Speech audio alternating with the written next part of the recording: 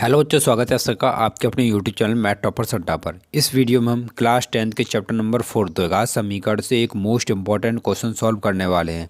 और ये क्वेश्चन आपका बोर्ड एग्जाम 2018 में आया था। 6 नंबर का क्वेश्चन पूछा गया था। ठीक है, तो देखिए क्वेश्चन क्या है। एक समकोण त्रिभुज की समकोण बनाने वाली भुजाएँ x+2 सेंटीमीटर तथा 4 ब्रैकेट में x+1 सेंटीमीटर हैं। यदि त्रिभुज का क्षेत्रफल 84 सेंटीमीटर स्क्वायर है तो त्रिभुज की तीनों भुजाएं ज्ञात कीजिए। है। तो देखिए कैसे करेंगे। सबसे पहले हमें क्या दे रखा है, एक समकोण त्रिभुज। तो सबसे पहले समकोण त्रिभुज बनाइए आप।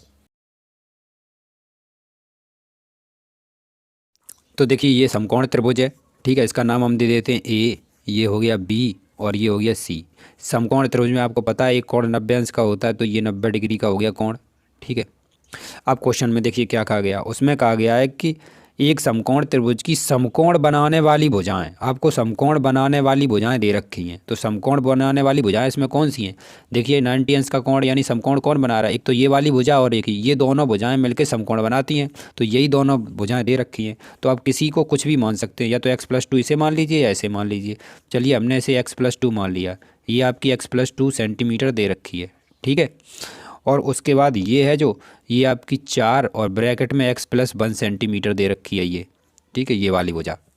और इसका क्या दे रखा है, इसका क्षेत्रफल भी दे रखा है। तो सबसे पहले हम लिख लेते हैं, माना एक समकोण त्रिभुज ABC है। मान लिया माना एक ABC एक समकोण त्रिभुज है जिसमें B 90 डिग्री है। तो AB हमें कितना दे रखा है, अगर हम AB की बात करें तो ये AB दे रखा है x+2 सेंटीमीटर। ठीक है, ये x+2 सेंटीमीटर।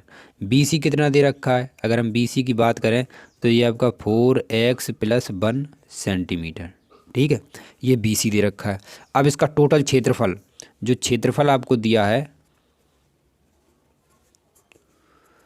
क्षेत्रफल है आपका 84 सेंटीमीटर स्क्वायर। 84 सेंटीमीटर स्क्वायर क्षेत्रफल दे रखा है। तो इसमें क्षेत्रफल का ही फार्मूला लगाइए। तो समकोण त्रिभुज का क्षेत्रफल क्या होता है, क्षेत्रफल का फार्मूला होता है, क्षेत्रफल बराबर आपका होता है 1/2 आधार गुणे ऊंचाई। ये समकोण त्रिभुज का क्षेत्रफल होता है, आधार गुणे ऊंचाई।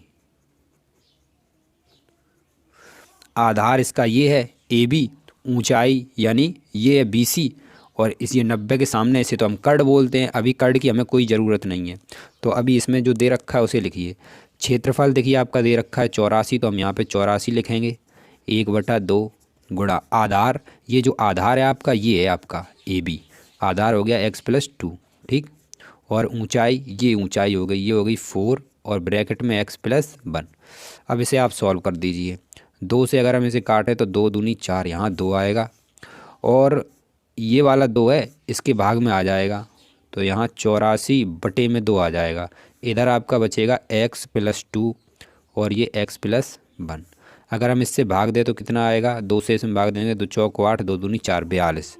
तो ये 42 बराबर ये x+2 और x+1 इसका गुणा कर दीजिए। x का x में करेंगे तो x² आएगा, x का 1 में करेंगे तो केवल x आएगा। 2x का ये 2x हो जाएगा, और 2 का 1 में करेंगे तो 1 आएगा। ठीक है, ये हो गया 42 बराबर x²। x और 2x ये हो गया आपका 3x, और ये प्लस का 1। यहाँ पे थोड़ी गलती हो गई, ये देखिए 2 का हमने x में किया तो 2x आया, और 2 का 1 में करेंगे तो 2 आएगा यहाँ पे। ठीक है, ये 2 होगा। अब आप क्या करिए, इधर आपको 0 बनाना है, और x² प्लस 3x और ये प्लस का 2 ये इधर आएगा तो माइनस का 42 हो जाएगा, यानी माइनस का 42। अगर हम इसे यहाँ से घटाएं तो ये आएगा आपका x² प्लस 3x। 42 में से 2 घटाएंगे तो माइनस का 40 आएगा। अब इसे आप हल कर दीजिए। तो यहाँ से अगर हम देखें तो ये इसे सही से लिख लीजिए। पहले x², ये हो गया 3x, ये 40 बराबर 0। अब आपको करने हैं इसके गुणनखंड। तो ये गुणनखंड कितने होंगे, आपको गुणा करने पे 40 लाना है और घटाने पे आपको 3 लाना है। ऐसी कोई 2 संख्याएं चुनिए। तो अगर हम यहाँ से देखें तो 2 संख्याएं हो गई हमारी 8 पंच 40। ठीक है, तो 8x और -5x और -40 बराबर 0। 8 में से 5 घटाएंगे तो 3 आएगा, और 8 और 5 का गुणा करेंगे तो 8 पंच 40, और 40 ही हमें लाना था। ठीक है, अब क्या करना है, यहाँ से देखिए कॉमन लेना, आपको x कॉमन आ रहा तो यहाँ बचा आपका x+8। यहाँ से कॉमन क्या आ रहा, माइनस का 5 कॉमन आ रहा, आप देख सकते हैं। तो ये बचा आपका x+8 बराबर 0। तो यहाँ से ये निकला आपका x प्लस 8 और ये निकला x माइनस 5 बराबर 0।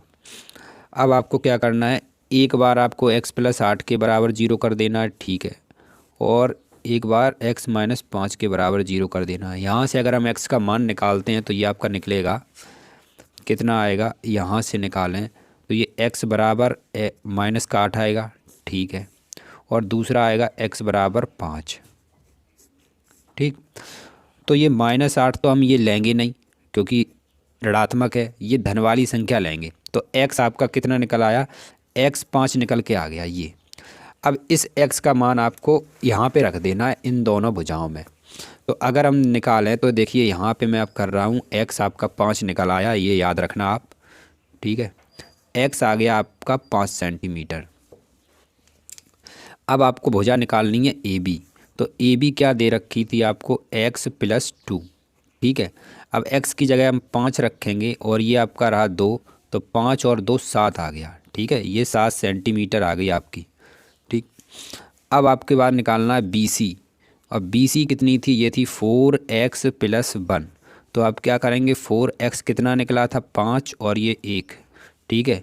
तो यहाँ से 5 और 5 और 1 6, तो ये जो BC निकल के आया है ये है आपका 4 चंग 24 सेंटीमीटर।